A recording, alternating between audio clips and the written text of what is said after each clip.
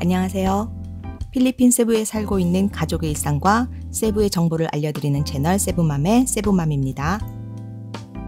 많은 분들이 궁금해하실 한국에서부터의 세부 입국 소식은 안타깝게도 아직까지 공식적인 발표가 나온 게 없습니다. 세부의 한인여행사협회도 항공과 관광 쪽 정보에 민감한데 아직까지는 공지사항이 내려온 것이 없다는 답변이었습니다.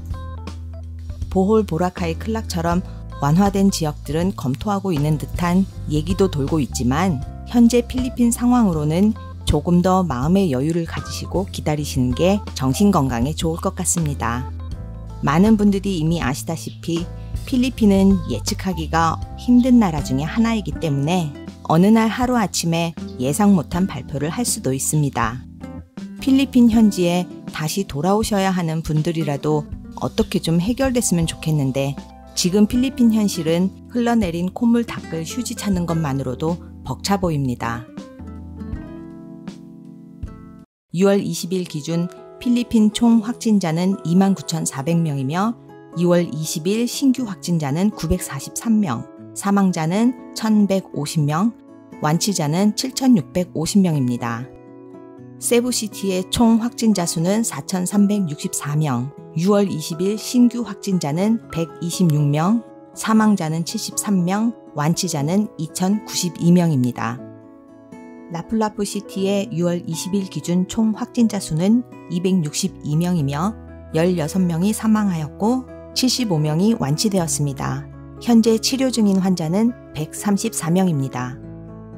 라플라프 병원은 병상 부족과 산소 탱크의 산소 부족에 직면하게 되었습니다. 전에는 40개의 산소 탱크를 5일간 사용했었는데 지금은 하루 만에 다 소진된다고 합니다. 이제 가능한 병상은 14개밖에 남지 않았으며 이미 일부 환자들은 병원 밖 텐트에 입원해 있습니다. 병원 측은 병원 주변에 더 많은 텐트를 설치하기로 했습니다. MGCQ 지역은 관광이 점차적으로 허용되어 있는데요. 모든 호텔 숙박업이 호텔 영업을 재개하기 위해서는 관광부에 영업 재등록을 마쳐야만 영업을 할 수 있는 상황입니다. 텔레티노 상원의원은 재등록 업무가 빠르게 진행되도록 빠른 업무 추진을 권고하였지만 관광부 파즈 차관은 관광부 지청이 모든 지역에 있는 게 아니라서 어려움이 예상되는 지역이 많다고 답변하였습니다. 하루 만에 1,000명에 가까운 확진자가 나올 만큼 상황이 악화되고 있는 현 실정에 필리핀 정부는 국민 스스로가 벌어서 스스로 쓰라는 정책으로 방향을 잡아가고 있는 것 같은데요. 국내 관광지역을 오픈하는 상황뿐만 아니라 이어지는 두 가지 소식으로도 뭔가 피나는 노력을 하고 있는 것 같지만 왠지 다람쥐 쳇바퀴 도는 듯한 느낌을 지울 수가 없습니다. 그중 첫 번째가 라플라프 시의회는 트라이시클 임시요금 인상안을 통과시켰습니다. 탑승 승객 인원을 2명으로 제한하면서 거리와 지역에 따라 15페소에서 25페소를 승객에게 부과할 수 있다는 내용입니다. 트라이시클을 이용하는 승객의 대부분은 서민층과 빈민층입니다. 아직까지는 단지 소수의 사람들만이 직장으로 돌아갔을 뿐인데 이제 라프라프 서민들은 교통비도 더 내야 하며 어쩌면 트라이시클마저도 탈 수 없는 사람들이 늘어날 수도 있을 것 같습니다. 두 번째는 트라이시클, 택시 및 대중교통은 운행을 재개했지만 오토바이 택시는 아직 운행 허가를 받지 못하여 오토바이 택시 관련자들 또한 생계의 위협을 받고 있는데요. 마닐라의 가장 큰 오토바이 택시 회사 앙카스의 조지 로에카는 보건안전 프로토콜을 태스크포스에 제출하면서 정부가 오토바이 택시 서비스의 안정성을 높이기 위한 추가 연구를 시작하도록 제안했습니다. 정부 또한 안전조치 규정을 만든 후 오토바이 뒷자리 탑승을 허가할 계획입니다. 오토바이 택시가 무엇인지 모르시는 분들을 위해 간단하게 설명드리자면 오토바이 뒷자리에 손님을 태우는 교통수단입니다. 단 택시처럼 미터기가 있는 것이 아니라 거리에 따라서 기사가 요금을 정하는 시스템입니다. 처음에는 지방도시에서 먼저 시작된 교통수단이지만 뒤늦게 시작한 마닐라의 오토바이 택시 회사 앙카스는 가장 규모가 큰 회사가 되었고 오토바이 택시의 이름은 지방마다 다른 이름으로 불리어지고 있습니다. 세부맘이 사는 세부에서는 하발하발이라고 부릅니다.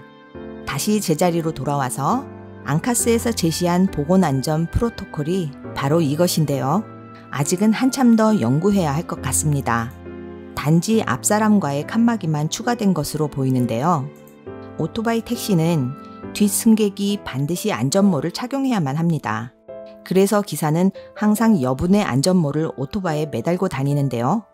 안전모를 한 번 쓰고 버릴 수도 없는 일이고, 그렇다고 오토바이 택시 관계자들의 생계를 위해 승객의 목숨을 담보로 일시적 안전모 미착용을 허가하는 일은 벌어지지 않겠죠. 그리고 뒷자리에 앉는 승객이 잡는 손잡이는 승객마다 소독을 하지 않는 한 상당히 위험한 감염 경로가 될 텐데요. 과연 오토바이 개인 기사가 비싼 알코올로 매번 소독을 할까요? 많은 필리핀 국민들이 생계를 이어갈 수 있도록 각자의 직장으로 되돌아가기를 저 또한 바라고 있지만 바이러스 전파 경로를 더 추가하고 있는 것 같아서 걱정이 됩니다. 마지막 소식은 필리핀 코비드19 특별대책반이 6월 22일부터 일주일간 세부시 지방정부의 코로나 바이러스 질병에 대한 지상 대응을 평가하는 임무를 맡았습니다. 필리핀에서 유일하게 ECQ 지역인 세부시에 NTF 비상운영센터의 설립 가능성, 비사야 지역 부집행자의 지정 가능성을 연구할 것이며 병상 부족으로 인한 가정격리 대상자들의 임시치료 및 감시시설의 외래 환자 서비스를 구축하는 것을 검토할 것이며 고립된 개인에 대한 관리 개선 및 공중보건 표준의 엄격하고 통일된 시행을 보장하도록 지시했다고 합니다. 세부의 확진 환자가 처음 생기기 시작했을 때 시민들은 가장 적대적으로 대했던 사람이 바로 의료진이었습니다. 락다운이 시작될 무렵 간호사들은 원활한 외부 이동을 위해 간호복을 입고 출근하도록 하였었는데요. 겁에 질린 일부 시민들은 의료진들이 바이러스 전파의 원천이라며 출근하는 간호사의 얼굴에 염산을 뿌리는 등 격앙된 반응을 보였었습니다. 수많은 의료진들이 코로나 바이러스에 감염되어 희생되어지고 있는 지금 시민들도 이젠 무언가를 느끼지 않았을까요? 사회 격리가 완화된 후 더 빠른 속도로 확진자가 늘어나고 있습니다. 바이러스의 경로를 남 탓으로 좀 돌리지 말고 제발 첫 마스크를 한 달 내내 쓰고 다니지 좀 말았으면 좋겠고, 옆집 사람들과 이야기할 때 제발 마스크 좀 차용했으면 좋겠습니다. 7월에는 좀 더 좋아졌다는 소식을 올릴 수 있기를 희망하며 마무리하겠습니다. 유익한 정보 되었다면 좋아요 부탁드리고요. 구독은 무료입니다. 그럼 다음에 또 봐요.